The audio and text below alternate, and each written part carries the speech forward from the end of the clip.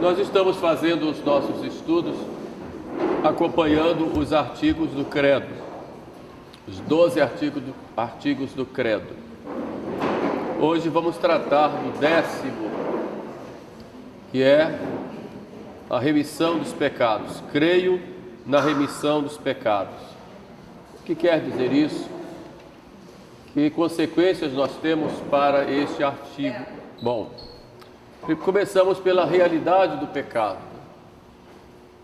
Deus nos criou sem pecado. Criou em estado de graça e inocência, o nosso pai, nossa mãe, Adão e Eva, deu-lhes dons, os dons naturais, dons próprios da natureza humana, deu-lhes também os dons sobrenaturais, da graça santificante e a predestinação à vida eterna, deu-lhes também os chamados dons préternaturais, ou seja, dons que são além da natureza, que são próprios dos anjos. Só que eles perderam a graça santificante pelo pecado, e perderam os dons préternaturais, ficaram com os dons naturais abatidos, enfraquecidos. O pecado então entra na história humana por uma opção livre do homem. Tentado evidentemente pelo demônio, o homem quis ser como Deus e caiu. Então nós temos que partir primeiro disso, dessa realidade do pecado. O Filho de Deus se fez homem para nos libertar do pecado, trouxe essa libertação, essa salvação morrendo na cruz, nos fez com que entrássemos na igreja, quer dizer, nos chamou para participar da vida divina, recebermos a graça e vivermos na graça. Isso, pelo batismo, nós recebemos. Só que essa realidade do pecado continua por causa da nossa fragilidade. Todos nós pecamos. Só um privilégio especial faz com que nós não pequemos. Esse privilégio teve Maria Santíssima. Foi concebida sem pecado original. E a sua Imaculada Conceição já foi uma antecipação para ela dos merecimentos de seu filho Jesus. A Sagrada Escritura diz que o justo peca sete vezes por dia. Quando Pedro pergunta a Jesus até quantas vezes devemos perdoar, e Jesus, até 7 vezes, e Jesus diz, não digo até 7 vezes, mas 70 vezes 7. Pedro falou 7 vezes achando que era um número grande, né? E Jesus disse, como dissesse, Pedro, você não conhece a natureza humana, põe 70 vezes 7 aí. E se nós devemos perdoar 70 vezes 7, quanto perdão Deus nos dá? Deus permite as nossas faltas para que nós sejamos humildes e reconheçamos que sem a graça de Deus nós não podemos nada. Se nós nunca pecássemos, nós poderíamos achar que somos como Deus. Embora Deus não queira o pecado, e nós também devemos abominar o pecado, Deus permite exatamente para que nós sejamos mais humildes. O pecado original foi apagado pelo batismo, mas continuou em nós a tríplice concupiscência. A concupiscência da carne, como diz São João, a soberba dos olhos, a soberba de vida, e a concupiscência dos olhos, a soberba de vida. É a tríplice concupiscência, o tríplice desregramento. Sede desordenada de poder, soberba. Sede desordenada de prazer e sede desordenada de bens materiais. Digo desordenada porque você pode ter uma sede ordenada dentro do plano de Deus.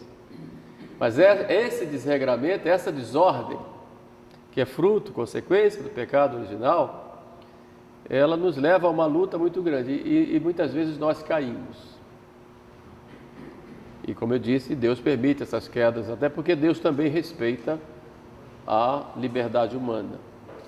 Deus Todo-Poderoso, diante da vontade humana, Deus se torna aspas aqui, impotentes, porque Ele respeita. Você quer isso? Faça. É fruto de uma escolha sua, porque Deus respeita a liberdade. Deus não nos trata como um animal.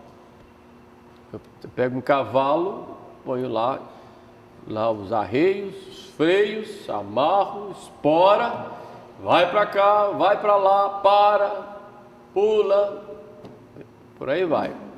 Deus poderia fazer isso conosco, mas Deus não faz, porque Ele nos respeita, respeita a liberdade que Ele nos deu, embora muitas vezes nós abusemos da liberdade. Então nós temos essa realidade do pecado. E o pecado, e o perdão do pecado é um mistério da misericórdia de Deus para conosco. Deus que ama o pecador, embora abomine o pecado. E para dar esse perdão e restaurar o homem à sua verdadeira dignidade, Deus procura o homem para dar o perdão. Mas Deus exige também uma reparação, porque em cada pecado há uma desordem e uma injustiça contra Deus. Santo Tomás de Aquino, comentando o Pai Nosso, ele diz lá: nós dizemos, perdoai-nos as nossas dívidas, assim como nós perdoamos aos nossos devedores, porque nós temos obrigação de honrar a Deus, obrigação de prestar a Ele as homenagens que lhe são devidas. E quando nós deixamos de fazer isso pelo pecado, nós contraímos uma dívida porque deixamos de dar para Ele a honra que lhe é devida.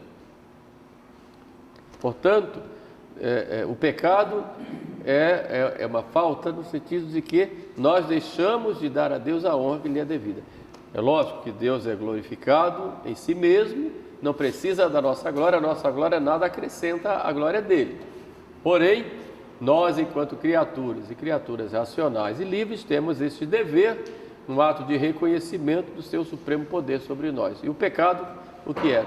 No pecado eu deixo de honrar a Deus para honrar a mim mesmo, escolhendo o que eu quero e não o que Ele quer. Mesmo assim, Deus vem dar o perdão, e para pagar essa dívida, Ele manda o seu Filho, e com a sua morte na cruz paga, honra. Só que esse pagamento, do ponto de vista individual, é aplicado a cada um de nós através da igreja.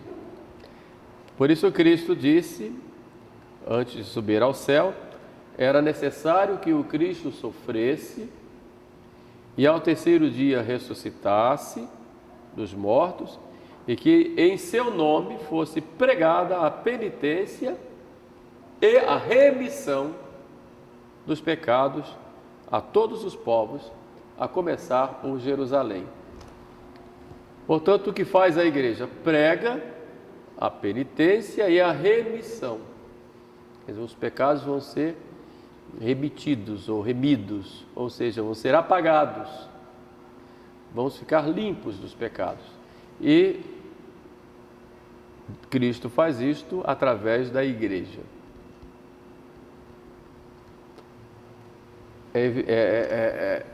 Isso aqui é a remissão dos pecados. Existe esse poder da igreja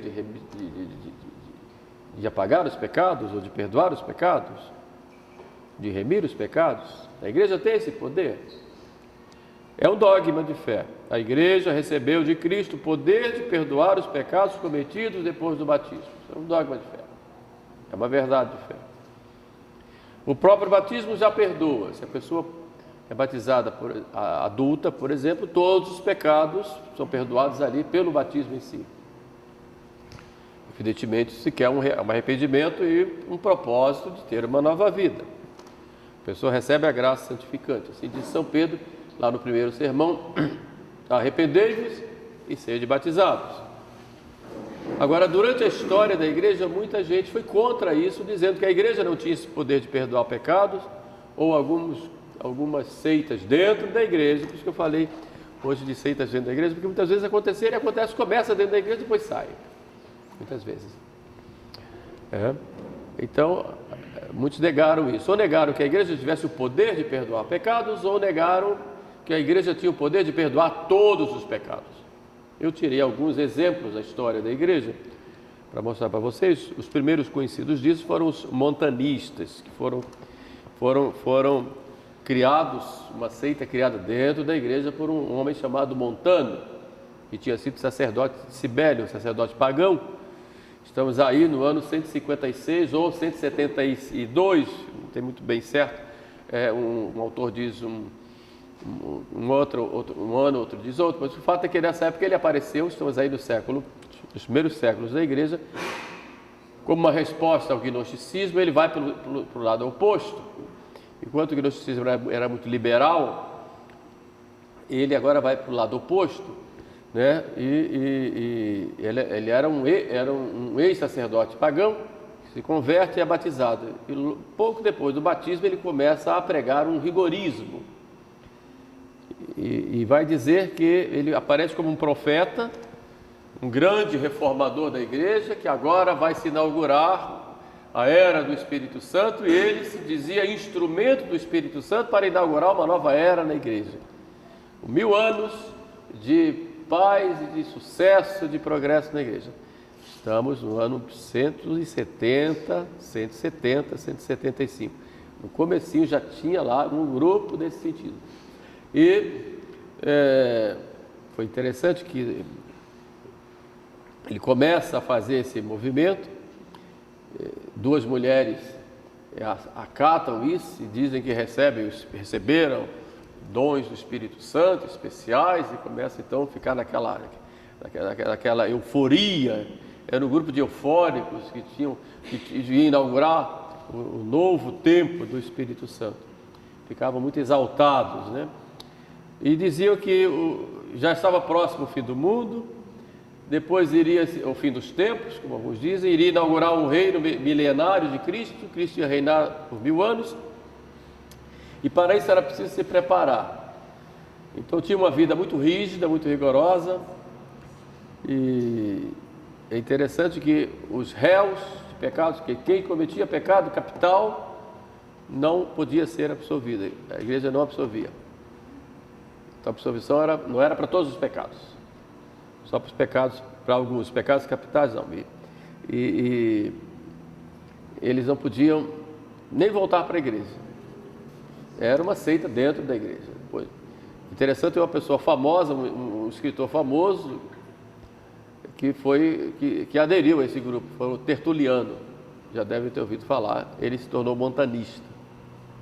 Ele tinha uma vida assim, muito áspera e tal, e ele se tornou montanista. E imagine, tanto conhecimento, se tornou montanista. Era um grupo muito rigoroso, rigoroso na prática do jejum, por exemplo, né? Total abstinência de carne. E eles eram contra, dizer que a igreja não tinha o poder de apagar todos os pecados. Os capitais, não. Depois deles vieram os novacianos, que eram de Novácio, que era muito inteligente. Aí passamos dos anos 200, né? 151. Aí surge aquela questão dos lápices, ou dos lapsos. Quem eram os lapsos? Eram aquelas pessoas que durante as perseguições tinham apostatado da fé, e para não serem mortos tinham aceitado sair, fazer aquilo que os pagãos queriam. Depois que passavam aquela perseguição, eles voltavam, muitos voltavam arrependidos, eram chamados lapsos. E agora vamos receber a esses? Então havia grupos que diziam que não tinha perdão, não podia mais, eles não podiam ser absolvidos. E Novaciano criou um grupo lá, foi uma heresia, uma espécie de seita. Novaciano era muito inteligente, ele tinha sido preterido na eleição do Papa, e ele estava meio que revoltadinho com tudo isso, né? E começou e criou aquela batalha dentro da igreja. Já estamos na época aí de São Cipriano, que era muito firme, e houve grandes discussões, sobretudo ali no norte da África, né, com São Cipriano, para admitir os lapsos. Como é que ele ia admitir? Que tipo de penitência que ia dar? Porque os novacianos diziam que ninguém pode ser admitido, tinha que ficar para lá, a igreja só de puros, e aqueles que que eram católicos, tinham que ser rebatizados, queriam uma igreja de puros. E isso é uma tentação que nós temos durante toda a história da igreja, de querer uma igreja, dizer que a igreja é só dos puros, não admitir a figura do pecador na igreja. Então, por causa disso, os novacianos simplesmente eles não aceitavam que fossem absolvidos, porque não tem perdão. Se tiver um pecado mortal, não se perdoa. Então é contra a remissão dos pecados, dada por Cristo à igreja. Durante a Idade Média, nós vamos ver isso nos cátaros, albigenses, nos valdenses, nos adeptos de Wycliffe. E quando vem a reforma protestante, né, chamados reformadores, o próprio Lutero era contra, dizia que a igreja não tinha o poder de apagar pecados. Porque ele dizia de outra forma, dizia como a gente não pode ficar sem pecar, Deus vai olhar para nós e vai, se nós cremos, temos algum arrependimento, e não arrependimento como nós entendemos, eu estou arrependido, estou com dor profunda de ter ofendido a Deus, mas o arrependimento para ele era como se fosse um terror, estou aterrorizado diante do que eu fiz. Porém, como eu não tenho como ficar limpo, eu vou crer no Senhor Jesus, e Jesus vai olhar para mim, vai colocar um manto e vai fingir que não viu o meu pecado, não vai me imputar o pecado. Essa é a teoria da justificação dada por Lutero. Então a igreja não tem poder de perdoar pecados. Para Lutero, não. É a ideia dos protestantes. Quando alguns aceitaram no início a penitência como sacramento, não como nós entendemos hoje, confessou, teve a absolvição do sacerdote, em nome da igreja, e a pessoa foi perdoada. Não, a ideia era a penitência mais como algo em que a pessoa vai ter esse terror diante de si mesmo de ter pecado, mas não no sentido de ter um sacramento que vai ser aplicado pela igreja, que aplicado nos merecimentos de Cristo, que vai levar ao perdão. Então, para os reformadores protestantes, simplesmente crer e você já não vai ser perdoado, mas você não vai ser imputado o pecado em você. Bom, então aí a gente vai vendo que na história da igreja, nem todos acreditavam que a igreja tinha o poder de perdoar pecados. Chegamos aos modernistas. Os modernistas, o grande nome representante dos modernistas foi um padre Loisy. Ele dizia que na igreja primitiva não havia o sacramento da confissão. Isso é uma coisa que foi criada depois. Isso é padre dentro da igreja. Então, não havia essa reconciliação através da autoridade da igreja. A autoridade não tinha o poder de reconciliar, não é? De reconciliar a pessoa com Deus. Bom, hoje, muitas vezes a confissão, para muitas cabeças, é tida como um momento assim de terapia. Eu vou lá para desabafar, e muita gente vai para o confessionário para isso. Chega lá o padre, acha que o padre é um terapeuta, né? Então, mas a confissão não é para isso. A confissão é o sacramento do perdão. E o sacerdote, investido do poder que lhe foi dado por Cristo e pela igreja, ele perdoa. Eu te absolvo dos teus pecados. Em nome do Pai, do Filho e do Espírito Santo. E ele é reconciliado, o pecador, com Deus e com a igreja. Porque ele é membro de um corpo que é a igreja. Nós vemos que a igreja tem o poder de perdoar pecados, podemos provar pela Sagrada Escritura ou pela tradição. Pela Sagrada Escritura nós vamos ver Cristo falar aos apóstolos, primeiro a Pedro, dizer a ele, prometendo que iria dar esse poder para ele, para Pedro e para os apóstolos, tudo o que ligar, primeiro dá o poder das chaves, receber as chaves do reino dos céus. Que ligares na terra será ligado nos céus, desligares na terra será desligado nos céus. Esse poder da chave era o poder do perdão também. E o poder de atar e desatar. Esse poder de atar é de incluir ou excluir da comunhão da igreja. O que ligares na terra será ligado nos céus, o que desligares na terra será desligado nos céus. Isso diz a Pedro, depois, 2 capítulos depois, a Pedro foi no 16, aos apóstolos no 18 de Mateus, o que ligares na terra será ligado nos céus, o que desligares na terra será desligado também nos céus. E o Concílio de Trento nos vai dizer que essas palavras de Jesus Cristo se referem ao perdão real dos pecados no sacramento da penitência. Então, o poder de ligar e desligar é usado cada vez que o sacerdote diz: eu te absolvo dos teus pecados. Ligou na terra, ligou nos céus.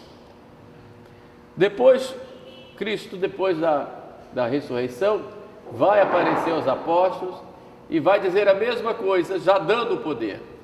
Primeiro ele promete, depois ele dá o poder. Como o Pai me enviou, eu também vos envio. E sopra sobre eles e diz: recebei o Espírito Santo. A todos aqueles a quem perdoardes os pecados, serão perdoados. E a todos aqueles a quem os retiverdes, serão retidos. Vamos ver Jesus Cristo falar isso para os 11 apóstolos reunidos ali no cenáculo, logo depois da ressurreição. Quer dizer, transmite aos apóstolos o poder que ele teve, que ele recebeu, como o Pai me enviou para reconciliar o homem, para perdoar o homem, para colocar no homem a graça. Quer dizer, como o Pai me enviou, eu também vos envio. Quer dizer, esse poder que eu tenho de perdoar, dado pelo Pai, eu dou para vocês. Então vocês vão ter esse poder. Todos aqueles pecados a quem perdoar, eles são perdoados. A quem retiver, eles são retidos. Então esse poder de perdoar pecados foi dado então por Jesus Cristo aos apóstolos, foi dado à igreja, que depois vai com os seus sucessores transmitindo até os dias de hoje. Então é um poder real, um poder em que o sacerdote diz: eu te absolvo, Deus absolve. E essa absolvição não é um lenitivo para a consciência, não é um anestésico para a consciência para tirar da pessoa o sentimento de culpa. Essa absolvição realmente perdoa, e quando perdoa, limpa e exclui da alma daquela pessoa todos os seus pecados. Apagou ali, apaga. Não como os reformadores protestantes diziam que não apagava, simplesmente Deus não ia mais olhar para aquele pecado. Não, ali apaga. Eu te absolvo. De modo que pecado perdoado já não existe mais. Apagou ali. E esse poder foi dado por Cristo à igreja. E quando o padre absolve aqui, Deus lá no céu ligou aqui, liga lá. Se o sacerdote diz: eu não vou te absolver, que ele não vê as condições ali para dar absolvição, isso pode acontecer. Diz: não perdoa ali, não perdoa lá. E é preciso ouvir a igreja para ter o perdão. Vai ser através da igreja.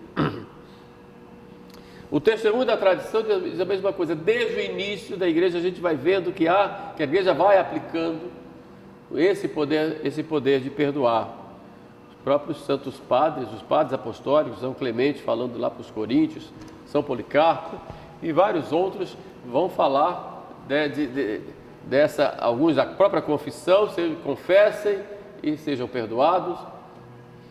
E essa disciplina da confissão e da remissão dos pecados já vai acontecendo já desde o início da igreja. Muitas vezes a confissão era até pública. Era pública, confessava na frente de todos. A igreja primitiva não tinha comunidade de santos. Não havia um pecado. Muitas pessoas confessavam aquele pecado diante do ministro, na frente de todos. Não é? Depois, com o passar do tempo, foi-se tendo o sentido da confissão individual, foi acontecendo. A penitência era diante de todos, muitas vezes, dependendo do tipo de pecado, idolatria, adultério, homicídio, a penitência era diante de todos. Muitas vezes o sacerdote dizia: vai lá fazer a penitência, depois vem para receber a absolvição. Era assim. E às vezes a penitência durava um ano. Vai se vestir de saco, ficar na porta da igreja, pedindo a todo mundo que entre, que entrar para orar por você e pedir misericórdia. Havia penitências desse tipo. Às vezes 30 dias, 70 dias, 300 dias, um ano de penitência para depois ter a absolvição. Essa penitência já era para uma espécie de satisfação pelos pecados cometidos. Satisfação no sentido de satisfazer a justiça divina. E é interessante que depois a igreja foi substituindo esses dias de penitência por orações correspondentes. É exatamente o que vocês veem em alguns livros antigos, a oração 300 dias de indulgência, já viram? 100 dias de indulgência, né? Aí a pessoa, muita gente, né, esperta, né, querendo resolver logo a sua situação, diz, então são 300 dias a menos no purgatório. Um ano a menos no purgatório, que maravilha, né? Mas a verdade é porque na antiga disciplina tinha a penitência correspondente àqueles pecados, tantos dias. Depois a igreja foi substituindo. Essa oração equivale àquela penitência que tinha tantos dias. Entenderam? Por isso que vocês, quando virem lá, depois de Paulo VI, essas penitências ou essas indulgências, elas foram colocadas de modo mais simples, né? Indulgência plenária ou indulgência parcial. Fica mais fácil de entender. E como isso aí entra o poder das chaves, o Papa pode muito bem dizer, agora é indulgência plenária e parcial, e ligou na terra, ligou no céu e pronto. E é assim agora. Mas só para vocês entenderem, quando pegaram algum livro antigo, se refere àquelas antigas penitências que se faziam. Aí depois a pessoa vinha e recebia a absolvição diante de todos. Ou em particular, dependendo do caso. Por isso, no ritual de confissão, o padre escuta o pecado, depois o padre dá um conselho, depois o padre dá a penitência e depois é que dá a absolvição. Tem essa ordem. A penitência é antes. Por que antes da absolvição? Devido a essa tradição que tinha de fazer a penitência, voltar para receber a absolvição. Agora, a igreja, ela já pressupõe que aquela pessoa vai fazer a penitência. Então ela já absolve. Então quando sai do confessionário, tem que logo cuidar de fazer a penitência.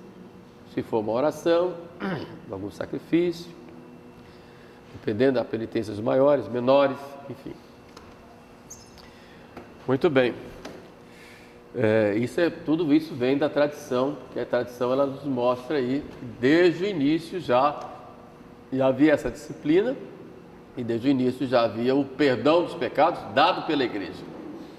Isso é que é importante ver. Como é esse perdão? Por meio da absolvição. É algo assim visível, presencial. Durante a pandemia, muita gente queria absolvição online. Não tem como. Não tem como. Online da absolvição. Né? Eu quero almoçar online. Pode? Tá. Não pode. A absolvição não vai ser online. A absolvição tem que ser presencial. Ali diante da igreja, a pessoa vai receber a absolvição, vai receber o perdão. Né? Na época da pandemia, vocês aceitariam que a secretária de vocês que faz limpeza dissesse: olha, patroa, eu não posso ir hoje não, mas eu vou fazer online. Vou esfregar a sua casa online, lavar a sua roupa online. Pode? Não pode. Porque tem que ser presencial. Por isso a igreja tem que presencialmente dar absolvição. E tem que dar absolvição, né? E a fórmula da absolvição é: eu te absolvo dos teus pecados, em nome do Pai, do Filho e do Espírito Santo. Tá? E isso tem que ser dito no mínimo isso. É lógico que tanto no rito tradicional como no rito novo, nós temos orações no entorno. Mas essa é a frase principal. Eu te absolvo dos teus pecados, em nome do Pai, do Filho e do Espírito Santo. Que é a mesma, tanto no rito tradicional como no rito novo. Tem lá essa fórmula, né? Não pode dizer Deus te perdoe dos teus pecados, né? Ou eu perdoo os teus pecados, eu te absolvo dos teus pecados. Muito bem. Depois a extensão da absolvição é a todos os pecados. Então no confessionário, ou perdoa todos ou não perdoa nenhum. Eu tenho 10 pecados mortais. Vou lá, confesso os 9, quando chega no 10º, esse não. Ainda mais que eu conheço esse padre, não tem como. O padre está me olhando o tempo todo. Não dá. Talvez seja esse pior, hein? Porque não quer confessar, né? É o diabo, o demônio tapa a boca, né? Chegou ali na hora, tapou a boca do sujeito, né? Não foram perdoados nenhum dos outros. Saiu dali sem perdão nenhum. E a explicação é simples, né? Que o arrependimento deve ser no total. Não vou me arrepender de metade, outra metade. Porque eu me arrependo de ter ofendido a Deus. Senhor, eu vou te pedir perdão desse, mas aquele não. Se você tem uma porta com 10 fechaduras, eu vou abrir 9, a outra eu não abro. Vai conseguir abrir a porta?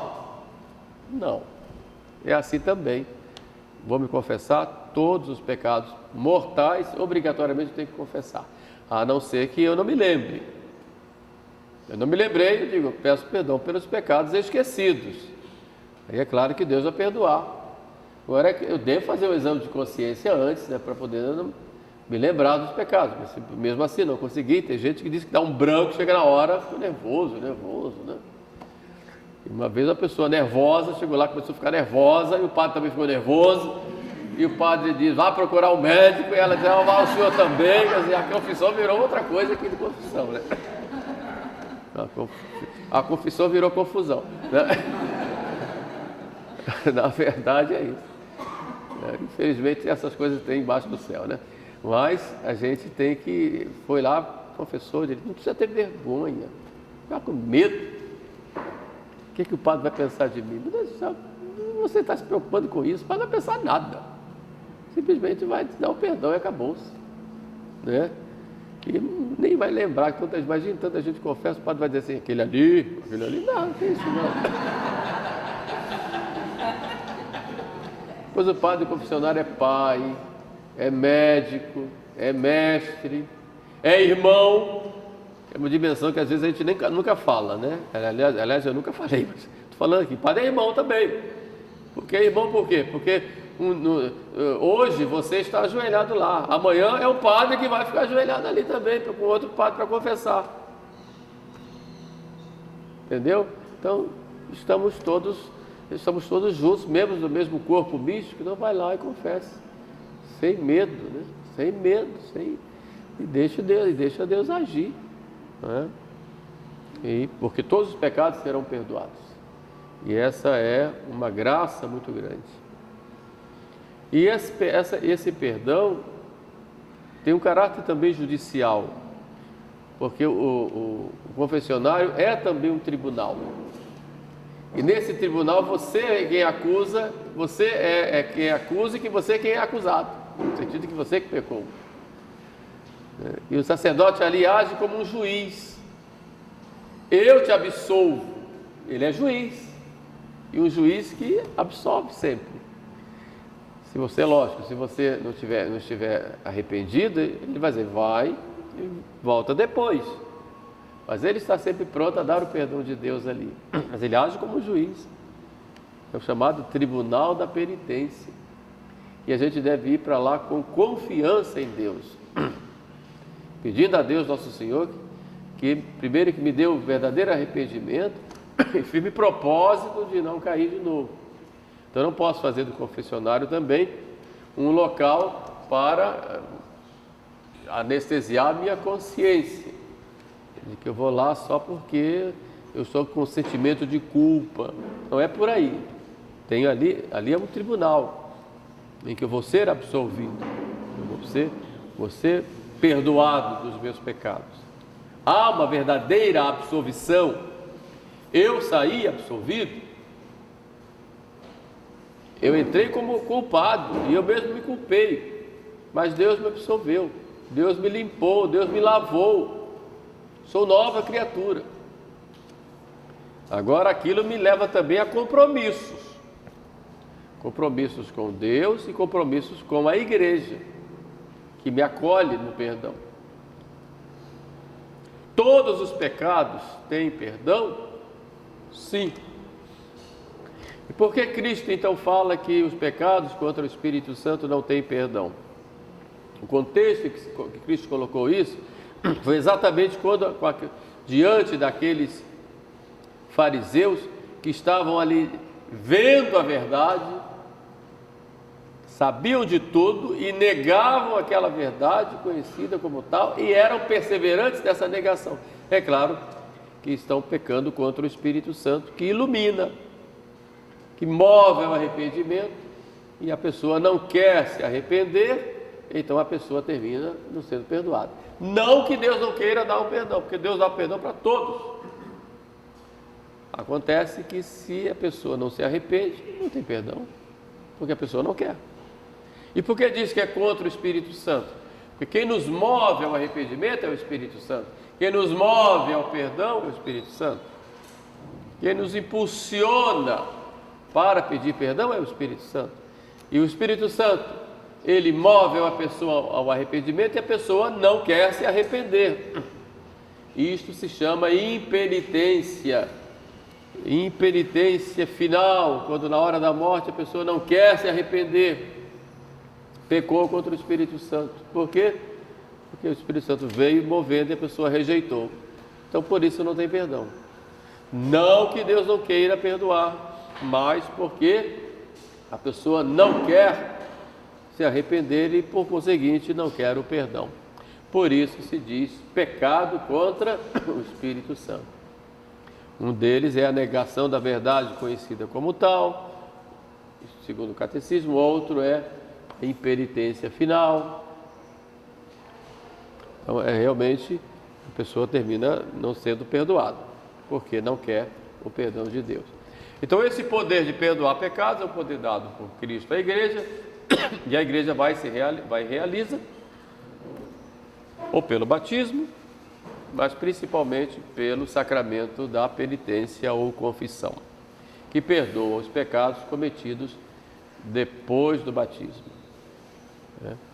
É preciso, no ano 2000 para cá, houve uma grande redescoberta desse sacramento na igreja. É algo assim extraordinário que veio com o jubileu do ano 2000 e algo assim extraordinário, muita gente procurando o sacramento da confissão. Isso é uma maravilha e a gente tem que se preparar bem para esse sacramento, né? Fazer um exame de consciência, arrepender-se de ter ofendido a Deus, ter o propósito, né, de não pecar mais, depois ir ao sacerdote, né, contar os pecados arrependido, né, e depois, depois da absolvição, cumprir a penitência que lhe foi dada. Claro? Então vamos agradecer a Deus, uma coisa tão simples, tão fácil, de graça, né? Você não precisa pagar um terapeuta para você confessar, né? Mas de graça, imagina, o padre está lá, né, atendendo confissão, e atende muita gente. Agora não abuse da graça, né? Procure cuidar para não fazer da confissão uma brincadeira, né? Houve uma pessoa, acho que um jornalista, que fez a confissão brincadeira, fez até um livro aí, né?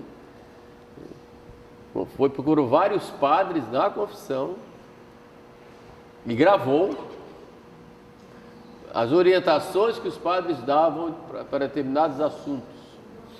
Depois fez um livro. Por isso, o Papa, não sei se foi João Paulo II, acho que foi João Paulo II ainda, ou Bento XVI, colocou como um delito gravíssimo, reservado à Santa Sé, gravar confissão. Não pode gravar.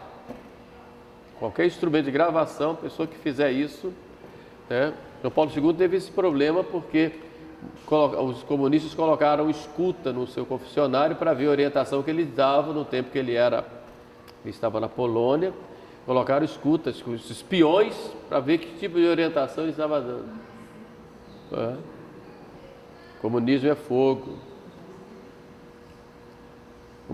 Comunismo é fogo. Gente, eu não entendo como o católico ainda se torna comunista. Aliás, não pode, né? Porque católico e comunista são duas coisas que não tem como, não se conciliam. Não pode. Porque eles odeiam a igreja, mas o que eles fizeram lá. Aí o Papa colocou como um delito gravíssimo gravar a confissão por causa disso, né? Houve esse caso desse jornalista que fez um livro nesse sentido.